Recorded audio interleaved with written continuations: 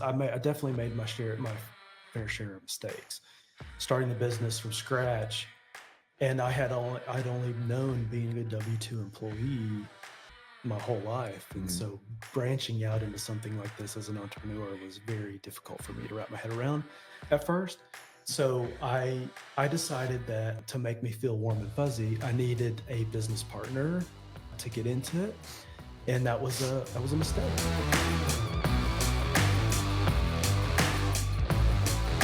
Welcome to the Business Growth Masterclass podcast, where business growth is made simple. Listen as we discuss best practices to streamline your operations, increase your profits, and ultimately create healthier, more stable, and more valuable companies.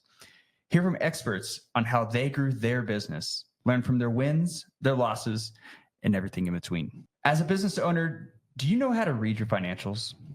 Do you feel confident you know the story your financials are telling you about your business in real time? Today, we're interviewing my good friend, Tim Bynum with Anchor Financial.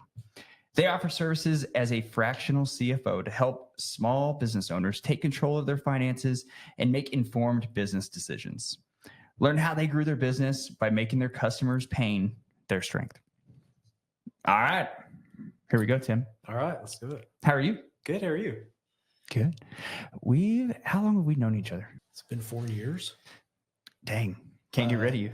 Yeah, so I think it's been 4 years. Yeah. So let's just jump right in. Tell me about Anchor Financial. What do you guys do?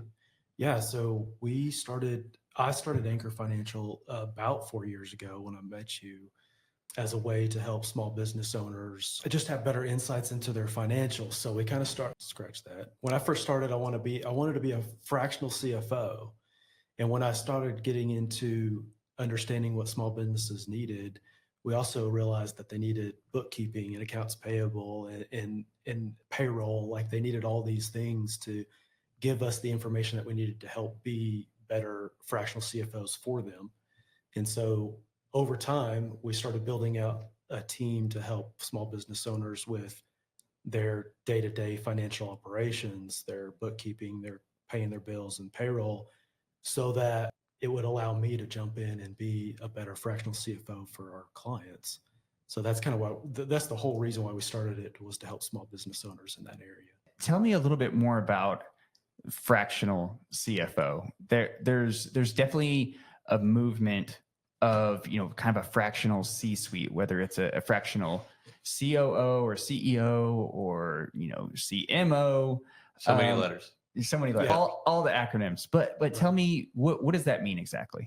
Yeah, I would say you have a lot of small business owners, a lot of small businesses that can't afford a full-blown CFO, like an expert CFO that's dedicated to their business. They're a W-2 employee who's focused solely on their business. A lot of small business owners aren't there yet to afford that. Sure. Number one.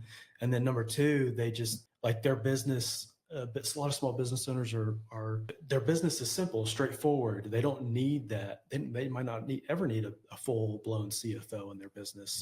So a fractional CFO is somebody who is an expert in that area in all the things that go into somebody's financials, and then they can get into that and speak into it on a project by project basis, or just we're going to sit down with you every month and review all this and give you consulting into your finances and help you go through that. What does everything mean?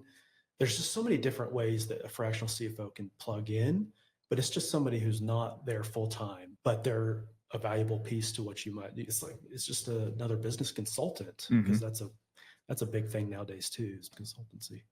It sounds like something that everybody needs, at least every business owner could use at least some of what you're talking about. It's just a matter of what level, right? That's right. Yeah, that's right. We have clients that are just getting started.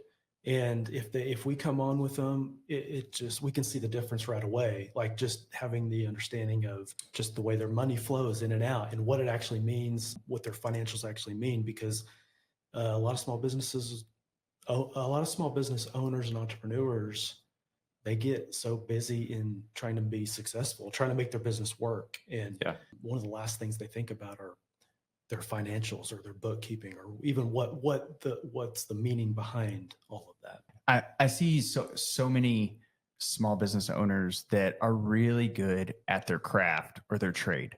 They're really good at it. Maybe they worked for somebody prior to that and they were so good at it. They're like, I'm going to start my own thing. And then the business side of it, like the bigger, actually running a business isn't something we're really taught. And so that what you offer is really a fraction, basically you're buying a team at a fraction of the cost to go in and help you run a successful business. That's right. And we approach it from a very relational standpoint. We want to build a good relationship with that business owner, or even if they have other team members, we come in as if we are their financial operational team and help give insight where we need to, and then help also make things happen, like just take care of things for them on their behalf. So we work really hand in hand with our clients just to make sure that their finances are in order, organized, and the reporting that we're getting from the data that we're managing, we want to make sure it's accurate, it's timely, and we want to make sure that business owner is understanding what they're seeing, so that the whole point is to make better business decisions in the future. Cool. I'm going to just go out on a limb here and guess that if I had talked to 5th grade Tim Bynum and asked him what he wanted to be when he grew up, he probably wouldn't have said a fractional CFO. So that's right. Just curious if that's true, kind of, could you tell us a little bit about your journey, how you ended up being who you are now? Yeah. No, 5th grade Tim would not.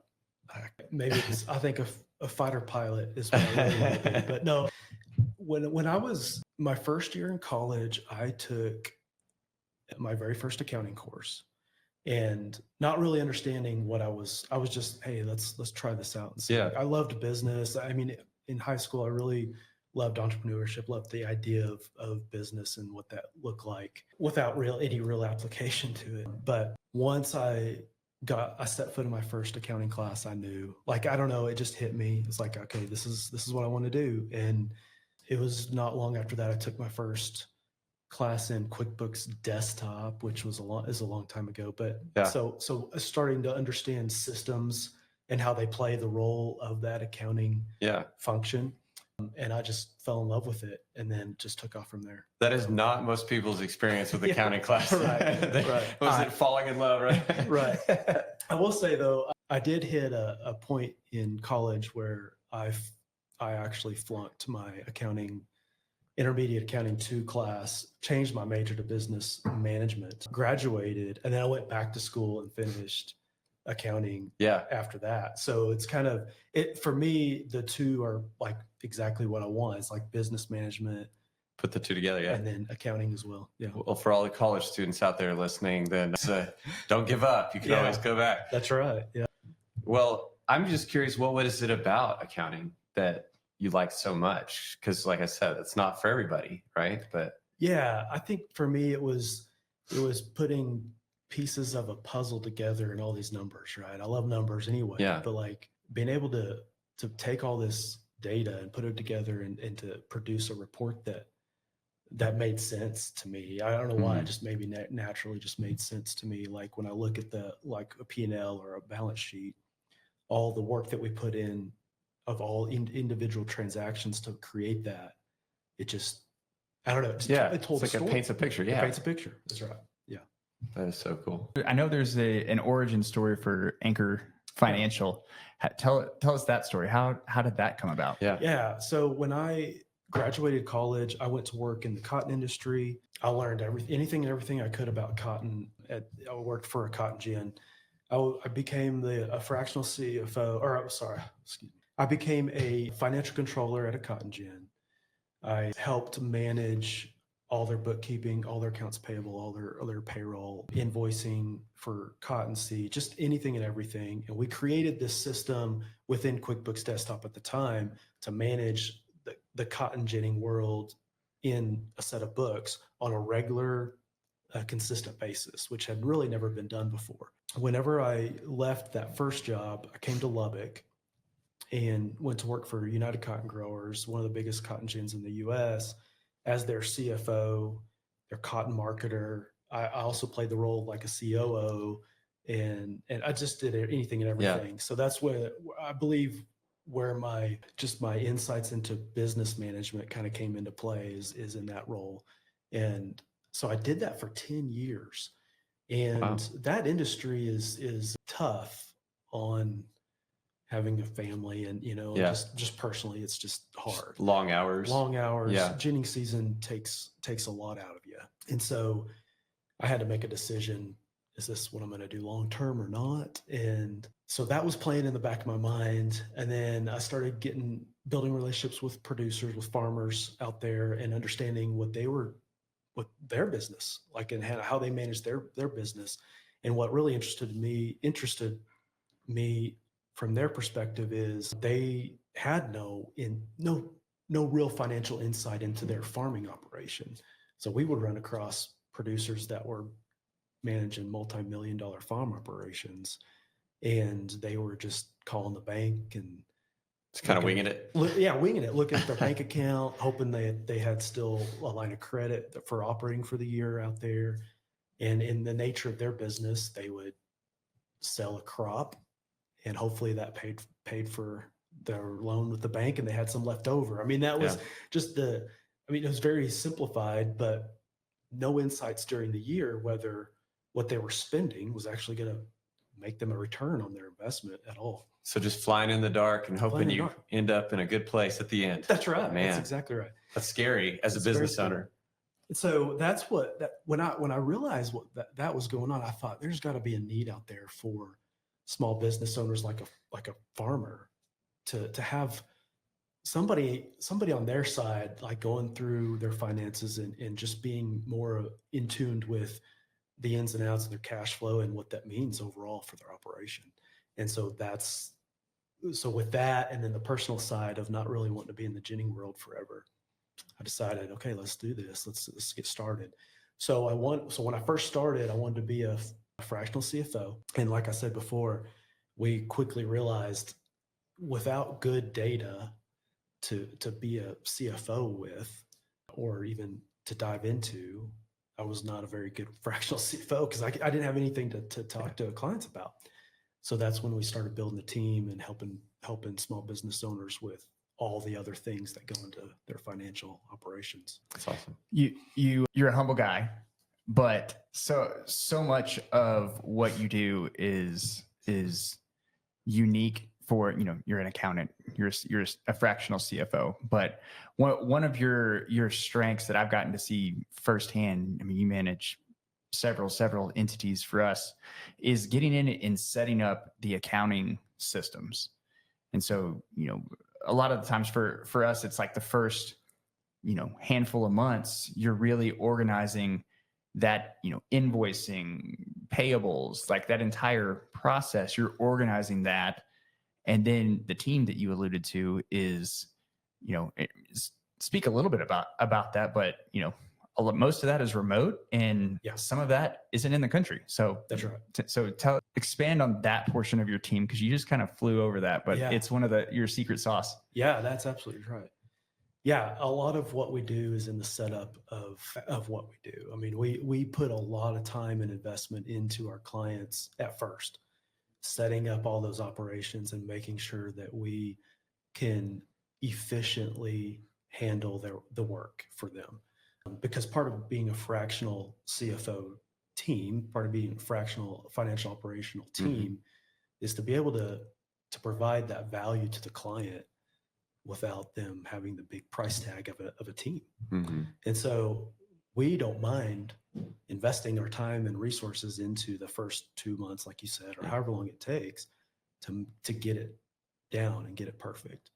And so that's what we do. And then I have really good, we call them CFOs actually on our team, really good high level CFO people on our team employed, and they're all remote. But then we have a back office team out of the country that we consider like financial controllers that are doing more of the day-to-day work for us. But all of that, none of our clients' work gets passed on to their team until the CFOs get the operational side of it set up first. And we have we built our own operating system from scratch. Wow.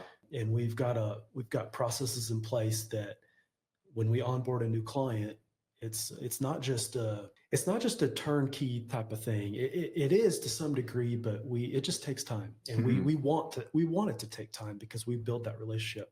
Part of our biggest task when we bring on a new client is to build trust as quickly as possible, because we are invasive. Yeah, and we have to it. be.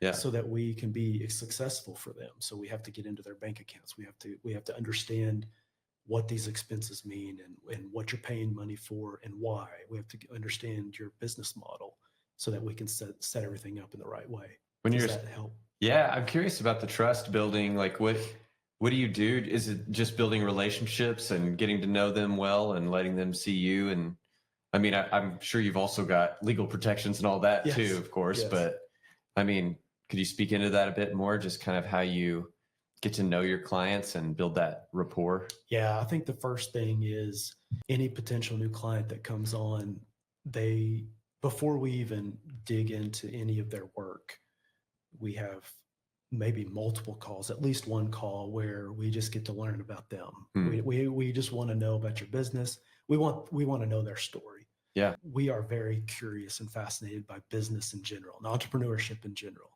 So everybody on my team is just really after understanding, how did you get to where you are, and why do you have this business? What are you passionate about? Yeah. And that just helps build that context and that story for our team, because I say most bookkeepers or most bookkeeping services out there, I shouldn't say all, but most of them, you can provide a financial statement, profit and loss balance sheet based on transactions that you see, and you can provide that. But what we do is a little bit more. We take it to the next step. We want to really understand the reasoning behind why those transactions flow the way they flow, if that makes sense. I'll bet you notice things in the financials that somebody who's just trying to slap things together from the numbers they already have, I bet there's a lot more there that you uncover when you have that kind of depth of understanding. That's right. That's right. Yeah.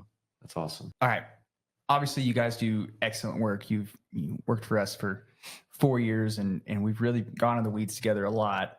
But I'm sure it hasn't always been smooth sailing.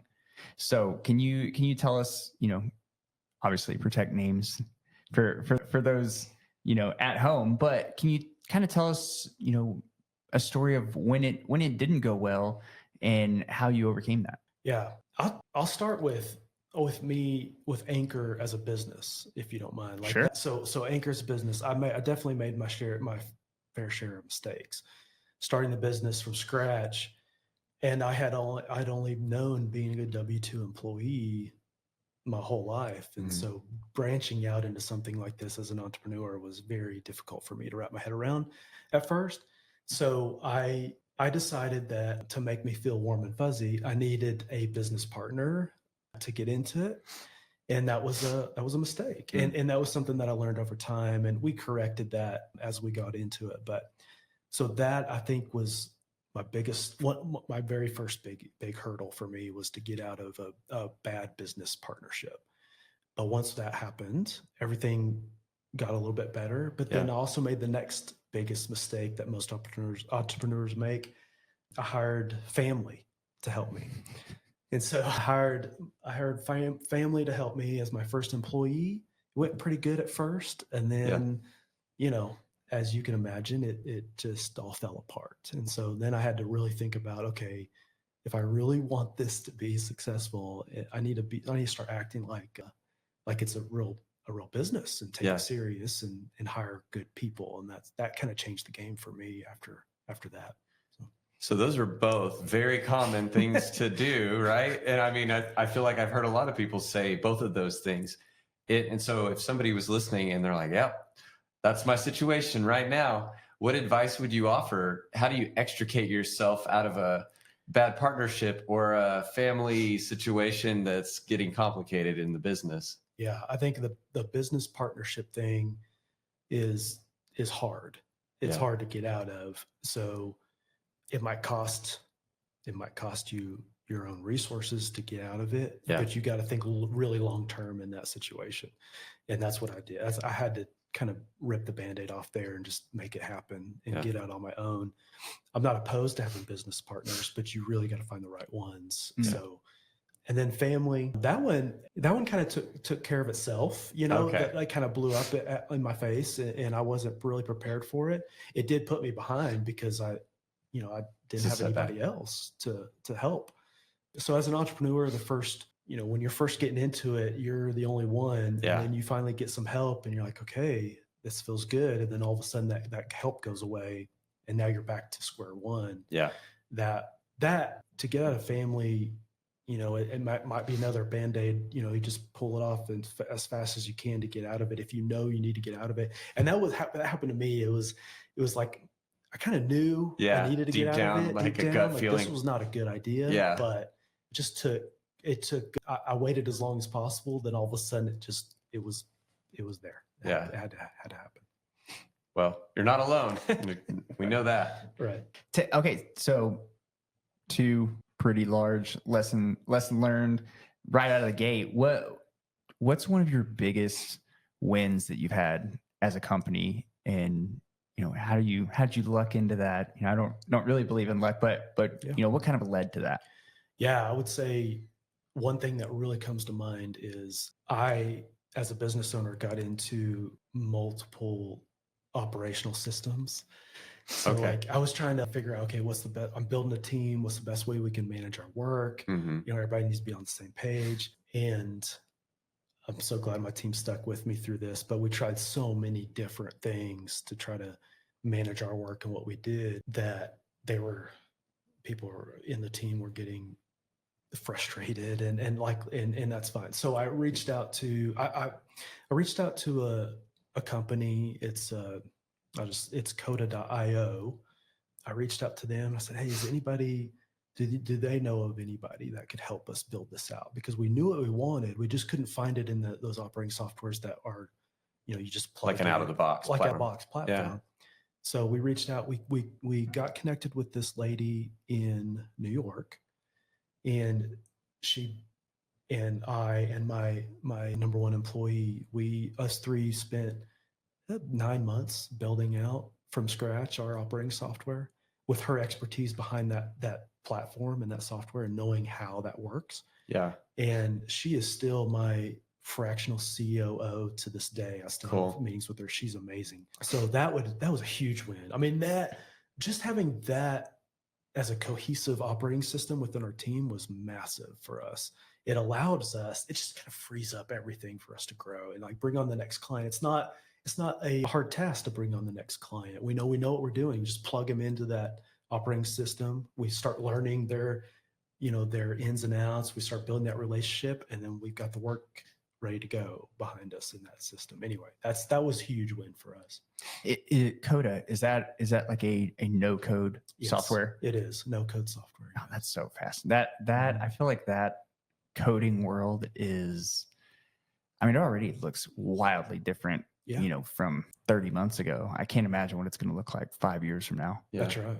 Yeah. Well, I think there's a lot of entrepreneurs out there that would be curious about going down that road. And it's kind of scary because most entrepreneurs have no understanding of how you would even build a system out like that. Right. But it's cool to hear that you took the leap and it's just been a game changer for you. Cause I think there's probably some other people who are wondering the same thing. Like, should I just keep trying to cobble together these different platforms that I've got, so that's neat. Yeah. I think the key there is finding the right people to work with you on it. Yeah. People that are experts in that field and it's going to be an investment of your time and money, but you got to think long-term on that too. Yeah. Big strategic decision. Mm-hmm. Yeah. That's such an important lesson for all entrepreneurs is you're going to go through people. You're going to go through different partners, different employees, different people that you think are like rock stars. And most of them aren't a good fit. But when you do find the fit that fits culturally, they share the same values, they get it, they want it, and they're in the right seat in your business, it's easy. Yeah, that's right. It makes all the difference in the world. Yeah. But Yeah. it takes time, and it took, a ton of resources on your part. You spent a lot of money and a lot of time and a lot of sleepless nights, whether it was partners or families or whatever. Tell me what's your number one biggest, issue right now or challenge right now that overcome as a business owner and leader? I think right now for us, we are teetering on the line of our next growth wave, right? And as a business owner, it's finding that next high level CFO person to take us to the next level. Like we've got a good team now, and I know that at some point we're going to be probably maxed out on that team. And so for us to really truly grow to the next phase of growth that we want, I'm struggling trying to find the next role, like employee that we want to bring on. But again, like I'm being as picky as I possibly can because it has to be the right cultural fit. And we have to understand what we're trying to accomplish for our clients, but then also be so curious about our clients and understanding what they're doing that, you kind of become part of their team as well. So I think of it as a unique situation for a CFO to come on because they're not focused solely on one thing. They've got to be able to branch out and go, okay, this client needs this and this, and so it's different. But that's my biggest challenge right now is finding the right people to grow. As you have grown, and because I know businesses as they grow, they kind of, the stages of what the business is in kind of change. And have you felt like your role has changed as a leader? Like, how have you gone from maybe the beginning days to like where it's at now? What does your day-to-day look like, and how's it different? Yeah, I'll tell you, when I first started hiring people, I didn't hire the most knowledgeable, like the expert people. I hired people that had experience, but maybe not like to the level of, say, a CFO. And Yeah. so I trained them. Okay. And so my first year or so of hiring employees was a lot of Hand-holding. Yeah. question and answer, and putting a lot of time into helping them understand why we're doing it this way and why we're not doing it this other way. I spent a lot of time on that. But now those employees are better than me at what we do. And so they don't really ask me a lot of questions anymore, which is great. nice. Yeah.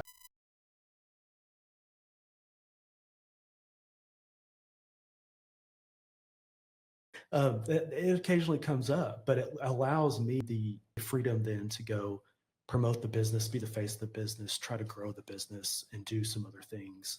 And I'm going to be honest with you, I still have clients that I won't pass to the team because I still like doing that work. I want it to be on my own terms now, Right. and if we want to pass it on to the team, we can, but I will say our team is very good about helping everybody. We jump in on anything and everything we need to do for our clients. So That's awesome. anyway.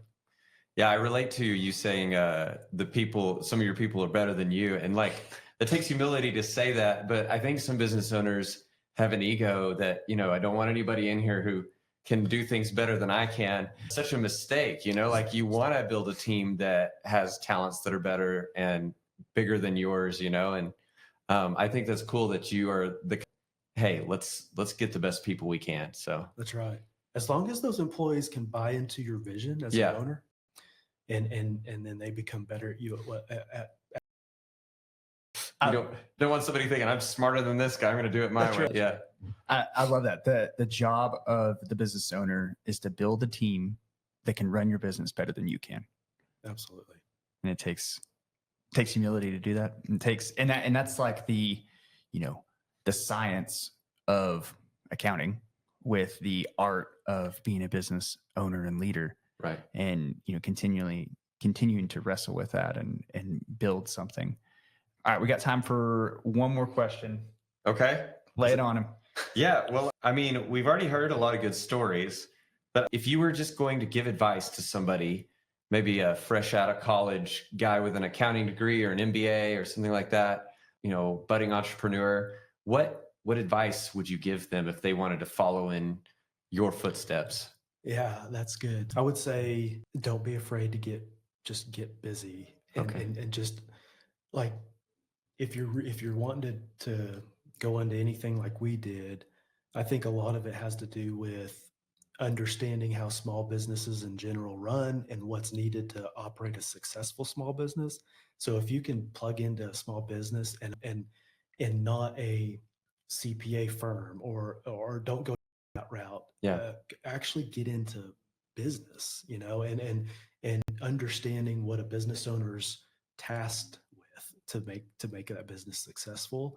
If you can understand that part of it with the numbers behind it and have that expertise of accounting and financials, that's a very successful recipe right there. Yeah. So I mean, that would be my advice, is just to get into business owners.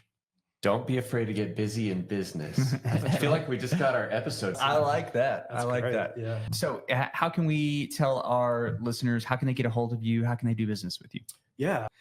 Our website is anchorfs.co, and we are Anchor Financial Services, also on LinkedIn. I believe we have a Facebook page.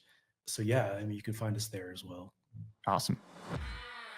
Thank you so much for coming on our podcast. Yes. Our first guest. So Oh, wow. Yeah. Nice. first rodeo, you did awesome. To our listeners, if you got value from this podcast, if you want more of the same, more lessons learned in the trenches, doing real business, go ahead and subscribe to this podcast, and we'll see you on the next one.